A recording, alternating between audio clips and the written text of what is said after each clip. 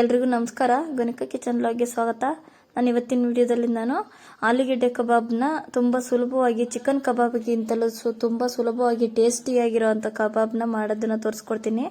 ಆದರೆ ಆಲೂಗೆಡ್ಡೆ ಕಬಾಬ್ ಮುಂದೆ ಚಿಕನ್ ಕಬಾಬ್ನೇ ಮರ್ತು ಬಿಡ್ಬೋದು, ಅಷ್ಟು ರುಚಿಯಾಗಿರುತ್ತೆ. ಮಾತ್ರ ಕಾರ್ತಿಕ್ ಮಾಸದಲ್ಲೂ ಕೂಡ ಮಾಡ್ಕೊಳ್ಬೋದು, ಮತ್ತು ಇಲ್ಲ ಬೇಡ ಅನ್ನೋರು ತಿನ್ನೋರು ಕೂಡ ಮಾಡ್ಕೊಳ್ಬೋದು. ತುಂಬ ರುಚಿಯಾಗಿರುತ್ತೆ. ಆಲೂಗೆಡ್ಡೆನ ನಾನಿವಾಗ ಬೇಯಿಸ್ಕೊಂಡು ಬರ್ತೀನಿ. ನಾನಿವಾಗ ಅದನ್ನ ಯಾವ ರೀತಿ ಮಾಡೋದು ಅಂತ ತೋರಿಸ್ಕೊಡ್ತೀನಿ. ಕೊನೆವರೆಗೂ ಎಲ್ಲೂ ವಿಡಿಯೋ ಸ್ಕಿಪ್ ಮಾಡ್ದಿರ ನೋಡಿ.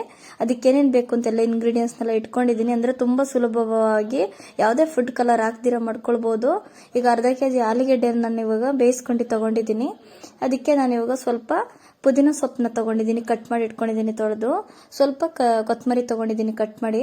ಜೊತೆಗೆ ಸ್ವಲ್ಪ ಅಕ್ಕಿ ಹಿಟ್ಟು, ಅಂದರೆ ಒಂದು 2 ಸ್ಪೂನಷ್ಟು ಅಕ್ಕಿ ಹಿಟ್ಟು ತಗೊಂಡಿದ್ದೀನಿ. ಅಕ್ಕಿ ಹಿಟ್ಟು 1.5 ಇಂದ 2 ಸ್ಪೂನ್ ಇದೆ ಅಷ್ಟೇ. ಇದು ಶುಂಠಿ ಬೆಳ್ಳುಳ್ಳಿ ಪೇಸ್ಟ್ ತಗೊಂಡಿದ್ದೀನಿ, ಮನೆಯಲ್ಲೇ ಮಾಡ್ಕೊಂಡಿರೋದು. 1.5 ಸ್ಪೂನ್ ಅಷ್ಟಿದೆ. ಇದು ಒಂದು ಕಬಾಬ್ ಪೌಡ್ರ್ ತಗೊಂಡಿದ್ದೀನಿ, 1 ಪ್ಯಾಕೆಟು. ಅದನ್ನು ಕಟ್ ಮಾಡಿ ಇಟ್ಕೊಂಡಿದ್ದೀನಿ ನೋಡಿ, ಒಂದು ಬೌಲಲ್ಲಿ ಹಾಕ್ಕೊಂಡಿದ್ದೀನಿ. ಅರ್ಧ ಸ್ಪೂನಷ್ಟು ಮೆಣಸಿನ್ಕಾಯಿ ಪೌಡ್ರ್ ತೊಗೊಂಡಿದ್ದೀನಿ. ನಿಮಗಿನ್ನ ಜಾಸ್ತಿ ಬೇಕು ಅನ್ನೋರು ತೊಗೊಳ್ಳಿ. ಇದು ನಾನು ಮೈದಾ ಹಿಟ್ಟು ತೊಗೊಂಡಿದ್ದೀನಿ, 3 ಸ್ಪೂನಷ್ಟು ತೊಗೊಂಡಿದ್ದೀನಿ. ಇದು ಒಂದು ಕಾರ್ನ್ಫ್ಲೋರ್ ತೊಗೊಂಡಿದ್ದೀನಿ, ಒಂದು 5ರಿಂದ 6 ಸ್ಪೂನಷ್ಟಿದೆ. ಇಷ್ಟನ್ನು ತೊಗೊಂಡಿದ್ದೀನಿ. ಇಷ್ಟು ಇಂಗ್ರೀಡಿಯೆಂಟ್ಸ್ ಬೇಕು ಇದಕ್ಕೆ ಕಬಾಬ್ ರೆಡಿ ಮಾಡ್ಕೊಳ್ಳೋದಕ್ಕೆ ಅಂತ. ಈಗ ಅದಕ್ಕೆ ಅಂತ ಒಂದು ಪಾತ್ರೆ ತೊಗೊಂಡಿದ್ದೀನಿ. ಅದರೊಳಗಡೆ ಇವಾಗ ಮಸಾಲೆ ರೆಡಿ ಮಾಡ್ಕೊಳ್ತೀನಿ ನಾನು ಇವಾಗ ಕಬಾಬ್ಗೆ ಹಾಕೊಳ್ಳೋದಕ್ಕೆ. ನೋಡಿ, ಇವಾಗ ಫಸ್ಟ್ನೇದಾಗಿ ನಾನು ಕಾರ್ನ್ಫ್ಲೋರ್ ಹಾಕ್ಕೊಳ್ತಾ ಇದ್ದೀನಿ. ನಾನು ಅರ್ಧ ಕೆಜಿಗೆ ಮೆಜರ್ಮೆಂಟಲ್ಲಿ ತೋರಿಸ್ತಾ ಇರೋದು. ಇದು ಇವಾಗ ನಾನು ಮೈದಾ ಹಿಟ್ಟನ್ನು ಹಾಕ್ಕೊಂಡಿದ್ದೀನಿ. ಅಕ್ಕಿ ಹಿಟ್ಟು, ಸ್ವಲ್ಪ ಅಕ್ಕಿ ಹಿಟ್ಟು ಎಲ್ಲ ಇಷ್ಟನ್ನು ಹಾಕ್ಕೊಂಡ್ರೆ ಕ್ರಿಸ್ಪಿಯಾಗಿ ಒಂಥರ ರುಚಿಯಾಗಿರುತ್ತೆ. ಆಲೂಗೆಡ್ಡೆ ಕಬಾಬ್ ಎಣ್ಣೆ ಒಳಗಡೆ ಹಾಕ್ಕೊಂಡಾಗೆಲ್ಲ ಬಿಡೋಲ್ಲ, ಹಂಗೆ ಹಾಕ್ಕೊಳ್ತಾ ಇದ್ದೀನಿ. ಈಗ ಅದಕ್ಕೆ ಶುಂಠಿ ಬೆಳ್ಳುಳ್ಳಿ ಪೇಸ್ಟ್ ಮನೆಯಲ್ಲೇ ಮಾಡ್ಕೊಂಡು ಹಾಕ್ಕೊಳ್ಳೋದ್ರಿಂದ ತುಂಬ ಘಮ ಘಮ ಅಂತ ಇರುತ್ತೆ, ಚೆನ್ನಾಗಿರುತ್ತೆ ಟೇಸ್ಟು ಕೂಡ. ಈಗ ಕಬಾಬ್ ಪೌಡ್ರನ್ನು ಕೂಡ ಹಾಕ್ಕೊತಾ ಇದ್ದೀನಿ. ಮೆಣಸಿನ್ಕಾಯಿ ಪೌಡ್ರು ಸ್ವಲ್ಪ ಅದೇ ಖಾರ ಕಬಾಬ್ ಪೌಡ್ರಲ್ಲಿ ಇರುತ್ತೆ ಅಂತ ಸ್ವಲ್ಪ ಖಾರ ಕಡಿಮೆ ಹಾಕ್ಕೊಂಡಿದ್ದೀನಿ. ನೀವು ಇನ್ನೂ ಖಾರ ಜಾಸ್ತಿ ಬೇಕು ಅನ್ನೋರು ಜಾಸ್ತಿನೇ ಸೇರಿಸ್ಕೊಳ್ಳಿ ಅದರೊಳಗಡೆ. ನಾನು ಮೀಡಿಯಮ್ ಖಾರವಾಗಿ ಹಾಕ್ಕೊಂಡಿರೋದು. ನೀವು ಇನ್ನೂ ಜಾಸ್ತಿ ತಿನ್ನೋರು ಇನ್ನೂ ಸ್ವಲ್ಪ ಜಾಸ್ತಿನೇ ಹಾಕ್ಕೊಳ್ಬೋದು. ಕಬಾಬ್ ಪೌಡ್ರ್ ಮಾತ್ರ 1 ಪ್ಯಾಕೆಟ್ ಸಾಕು, ಯಾಕಂದರೆ ಅರ್ಧ ಕೆಜಿ ಆಲೂಗೆಡ್ಡೆ ತೊಗೊಂಡಿರೋದ್ರಿಂದ. ಈಗ ನೋಡಿ, ನಾನು ಇವಾಗ ಇದನ್ನೆಲ್ಲ ಹಾಕ್ಕೊಂಡು ನೀಟಾಗಿ ಮಿಕ್ಸ್ ಮಾಡ್ಕೊತಾ ಇದ್ದೀನಿ. ಇದರೊಳಗಡೆ ಇವಾಗ ನಾನು ನೋಡಿ ಇನ್ನು ಹಾಕ್ಕೊಳ್ತಾ ಇದ್ದೀನಿ. ಅಂದರೆ ಚೆನ್ನಾಗಿ ಇನ್ನು ಸ್ವಲ್ಪ ನೀರು ಹಾಕ್ಕೊತಾ ಇದ್ದೀನಿ. ಚಿಕ್ಕ ಗ್ಲಾಸಲ್ಲಿ ತೊಗೊಂಡಿದ್ದೀನಿ ನೀರು ನಾನು. ಜಾಸ್ತಿ ನೀರು ಹಾಕ್ಕೊಳ್ಬಾರ್ದು, ಇಷ್ಟಿದ್ರೇ ಸಾಕು. ಸ್ವಲ್ಪ ಇಷ್ಟು ಮಸಾಲೆನೆಲ್ಲ, ಉಪ್ಪು ಲಾಸ್ಟಿಗೆ ನೋಡಿಕೊಂಡು ಉಪ್ಪು ಹಾಕ್ಕೋಬೇಕು. ಇವಾಗ ಫಸ್ಟೇ ಉಪ್ಪು ಹಾಕ್ಕೋಬಾರ್ದು, ಯಾಕಂದರೆ ಕಬಾಬ್ ಪೌಡ್ರೆಲ್ಲ ಹಾಕಿರೋದ್ರಿಂದ ಉಪ್ಪಿನಂಶ ಇರುತ್ತೆ. ಆಲೂಗೆಡ್ಡೆಗೂ ಬೇಯಿಸೋದಕ್ಕೆ ಅಂತ ಉಪ್ಪು ಹಾಕ್ಕೊಂಡಿರ್ತೀವಲ್ಲ, ಅದಕ್ಕೋಸ್ಕರ ನೋಡಿಕೊಂಡು ಉಪ್ಪು ಹಾಕ್ಕೋಬೇಕು. ಫಸ್ಟೇ ಜಾಸ್ತಿ ಉಪ್ಪು ಹಾಕ್ಕೋಬಾರ್ದು.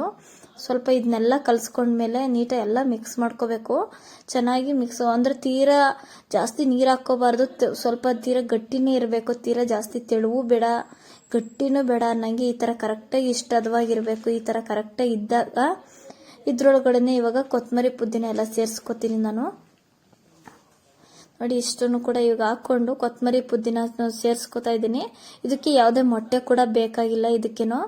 ಇದನ್ನು ಆಲೂಗೆಡ್ಡೆ ನೋಡಿ, ಇವಾಗ ಬೇಯಿಸಿರೋ ಆಲೂಗೆಡ್ಡೆನ ಜಸ್ಟ್ ಸ್ವಲ್ಪ ಹಿಂಗೆ ಸ್ಮ್ಯಾಶ್, ಸುಮ್ಮನೆ ಒಂದು ಕೈಯಲ್ಲಿ ಒಂದು ಸ್ವಲ್ಪ ಹಿಂಗಂದು ಹಾಕ್ಬೇಕು ಅಷ್ಟೇ. ಹಿಂಗೆ ಸ್ವಲ್ಪ ಜಾಸ್ತಿ ತೀರಾ ಎಲ್ಲ ಸ್ಮ್ಯಾಶ್ ಆಗಿ ನೈಸಾಗಿ ಮಾಡ್ಕೋಬಾರ್ದು. ಸುಮ್ಮನೆ ಇಷ್ಟು ಹಿಂಗಂದು ಹಾಕ್ಬೇಕಷ್ಟೇ, ಸ್ಮ್ಯಾಶ್ ಮಾಡಿ ಅಷ್ಟೇ. ಸ್ವಲ್ಪ ಪ್ರೆಸ್ ಮಾಡಬೇಕು. ಆಲೂಗೆಡ್ಡೆ ಬೆಂದಿದೆಯಲ್ಲ ಅದನ್ನು ಎಲ್ಲವನ್ನು ಕೂಡ ಇದೇ ಥರ ಹಿಂಗೆ ನಿಧಾನವಾಗಿ ಪ್ರೆಸ್ ಮಾಡಿ ಹಾಕ್ಕೋಬೇಕು. ಚೆನ್ನಾಗಿರುತ್ತೆ ನೀಟಾಗಿ. ಅದ್ರ ಸ್ವಲ್ಪ ಗಟ್ಟಿ ಇದ್ರೂ ಚೆನ್ನಾಗಿರುತ್ತೆ ಒಳಗಡೆ. ತೀರಾ ಎಲ್ಲ ನೈಸಾಗಿ ಮಾಡ್ಕೋಬಾರ್ದು, ಅವಾಗ ಚೆನ್ನಾಗಿರಲ್ಲ. ಇದನ್ನು ಆಲೂಗೆಡ್ಡೆ ಸ್ವಲ್ಪ ತಣ್ಣಗೆ ಮಾಡ್ಕೊಳ್ಳಿ, ಅವಾಗ ಕೈಗೆ ಸುಡಲ್ಲ. ಕೈಯಲ್ಲಿ ಮಾಡ್ಕೊಳ್ತಾ ಇರೋದ್ರಿಂದ ಈ ಥರ ಇದನ್ನೆಲ್ಲ ಹಾಕ್ಕೊಂಡು ಹಿಂಗೆ ಮಿಕ್ಸ್ ಮಾಡ್ಕೋಬೇಕು ನೀಟಾಗಿ. ಮಿಕ್ಸ್ ಮಾಡ್ಕೊಂಡ್ಮೇಲೆ ಗೊತ್ತಾಗುತ್ತೆ ಉಪ್ಪು ಕರೆಕ್ಟಾಗಿ ಎಷ್ಟು ಹಾಕ್ಕೋಬೇಕು ಅಂತ, ಅವಾಗ ಗೊತ್ತಾಗುತ್ತೆ. ನೋಡಿಕೊಂಡು ಅವಾಗ ಉಪ್ಪು ಹಾಕ್ಕೊಳ್ಳಿ. ಸ್ವಲ್ಪ ಉಪ್ಪು ಹಾಕ್ಕೋಬೇಕು.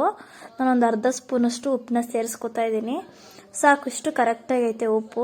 ಇದನ್ನೆಲ್ಲ ನೀಟಾಗಿ ಎಲ್ಲ ಕಡೆ ಅಂಟು ಆಗಿ ನೀಟಾಗಿ ಮಿಕ್ಸ್ ಮಾಡ್ಕೋಬೇಕು. ನೋಡಿ, ಒಂದು ಸ್ವಲ್ಪ ಗಟ್ಟಿನೇ ಐತೆ ಆಲೂಗೆಡ್ಡೆ. ನೀಟಾಗಿ ನಾನು ಸ್ಮ್ಯಾಶ್ ಮಾಡಿಲ್ಲ ಅದನ್ನೆಲ್ಲ. ಸ್ವಲ್ಪ ಹಾಕ್ಕೊಂಡಿರ್ತೀವಲ್ಲ ಅದನ್ನ ಹಂಗೆ ತಿರುಗಿಸ್ಕೋಬೇಕು ಅಷ್ಟೇ. ಹಿಂಗೆ ತಿರುಗಿಸಿ ಇದು ಮಾಡೋ ಅಷ್ಟರಲ್ಲಿ ಒಂದು ಬಾಣಲಿನಲ್ಲಿ ನಾನು ಎಣ್ಣೆ ಕಾಯಕ್ಕೆ ಇಟ್ಕೊಂಡಿದ್ದೀನಿ. ನೋಡಿ, ಎಲ್ಲ ಚೆನ್ನಾಗಿ ಬೆಂದೈತೆ, ಎಲ್ಲ ಕರೆಕ್ಟಾಗಿ ಮಿಕ್ಸ್ ಆಗೈತೆ. ಈಗ ನೋಡಿ, ಈ ಥರ ಉಂಡೆ, ಈ ಥರ ಇಷ್ಟಿಷ್ಟು ಚಿಕ್ಕದಾಗಿ ಉಂಡೆಗಳು ಮಾಡ್ಕೊಂಡು ಎಣ್ಣೆ ಒಳಗಡೆ ಹಾಕ್ಕೋಬೇಕು. ನೋಡಿ, ಈ ಥರ ಸ್ವಲ್ಪ ಸಣ್ಣ ಸಣ್ಣದಾಗೆ ಇರಬೇಕು.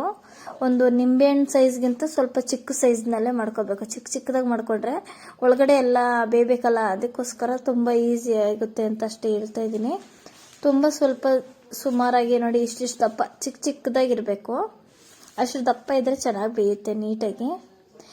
ಎಣ್ಣೆ ಮಾತ್ರ ಮೀಡಿಯಮ್ ಉರಿನಲ್ಲಿ ಇಟ್ಕೊಂಡು ಹಾಕ್ಕೋಬೇಕು. ಎಣ್ಣೆ ಜಾಸ್ತಿ ಕಾವು ಇರಬಾರ್ದು, ಚೆನ್ನಾಗಿರಲ್ಲ. ಅವಾಗ ಕಾವು ಜಾಸ್ತಿ ಆಗಿಬಿಟ್ರೆ ಮೇಲ್ಗಡೆ ಸೀದೋಗಿರುತ್ತೆ. ಅದು ಒಳಗಡೆ ಅಂತೂ ಆಲೂಗೆಡ್ಡೆದು ಫಸ್ಟೇ ಬೇಯಲ್ಲ, ಹಂಗಾಗಿ ಹೇಳ್ತಾ ಇದ್ದೀನಿ. ಅಂದರೆ ನಿಧಾನವಾಗಿ ಮೀಡಿಯಮ್ ಉರಿ ಇಟ್ಕೊಂಡು ಬೇಯಿಸ್ಕೊಳ್ಬೇಕು, ಅವಾಗ ತುಂಬ ಚೆನ್ನಾಗಿರುತ್ತೆ. ನೋಡಿ ಎಲ್ಲವನ್ನೂ ನಾನು ಎಲ್ಲ ಸೇರಿಸ್ಕೊಂಡಿದ್ದೀನಿ. ಎಣ್ಣೆಗೆ ಬಾಣಲಿಗೆ ಎಷ್ಟು ಇಡಿಸುತ್ತೋ ಅಷ್ಟು ಕೂಡ ಹಾಕ್ಕೊಂಡಿದ್ದೀನಿ. ಇವಾಗ ನಾನು ಅಷ್ಟನ್ನು ಕೂಡ ನೀಟಾಗಿ ನಿಧಾನವಾಗಿ ಬೇಯಿಸ್ಕೊಳ್ಬೇಕು. ಹಾಕಿದ ತಕ್ಷಣವೇ ತಿರುಗಿಸೋಕೆ ಹೋಗ್ಬಾರ್ದು. ಸ್ವಲ್ಪ ನೀಟಾಗಿ ಸ್ವಲ್ಪ ಬೆಂದೈತೆ ಅಂತ ಗೊತ್ತಾಗುತ್ತಲ್ಲ, ಅವಾಗ ಮಾತ್ರ ತಿರುಗಿಸ್ಕೋಬೇಕು. ಫಸ್ಟೇ ತಿರುಗಿಸೋಕೆ ಹೋಗ್ಬಾರ್ದು. ನೋಡಿ ಈ ಥರ ಮಧ್ಯ ಸೆಂಟ್ರಲ್ ಬೆಂದಿತ್ತು, ಅದನ್ನು ತಿರುಗಿಸ್ತಾ ಇದ್ದೀನಿ. ಆ ಥರ ಎಲ್ಲವನ್ನೂ ಕೂಡ ಅದೇ ಥರ ಮಾಡ್ಕೋಬಾರ್ದು. ನಾನು ನಿಧಾನಕ್ಕೆ ಹಾಕ್ತಾ ಇದ್ನಲ್ಲ, ಅಷ್ಟರಲ್ಲಿ ಇದು ಫಸ್ಟ್ ಬೇಗ ಬೆಂದಿದ್ದಾವೆ ಇವು. ನೋಡಿ ಈ ಥರ ಎಲ್ಲವನ್ನೂ ಕೂಡ ನಿಧಾನವಾಗಿ ತಿರುಗಿಸ್ಕೋಬೇಕು. ಎಲ್ಲ ಕಡೆಯಿಂದನೂ ಕೂಡ ತಿರುಗಿಸ್ಕೋಬೇಕು ನಿಧಾನವಾಗಿ. ತುಂಬ ಚೆನ್ನಾಗಿರುತ್ತೆ, ರುಚಿಯಾಗೂ ಇರುತ್ತೆ ಮಾತ್ರ. ಮಕ್ಕಳೆಲ್ಲರೂ ಇಷ್ಟಪಟ್ಟು ತಿಂತಾರೆ. ಮಾಡ್ತಾ ಇದ್ದಾಗೆ ಖಾಲಿ ಮಾಡಾಕ್ತಾರೆ. ನೀವೇ ಒಂದ್ಸಲ ಮಾಡ್ಕೊಂಡು ನೋಡಿ, ಟ್ರೈ ಮಾಡಿ ನೋಡಿ, ನಿಮಗೆ ಗೊತ್ತಾಗುತ್ತೆ.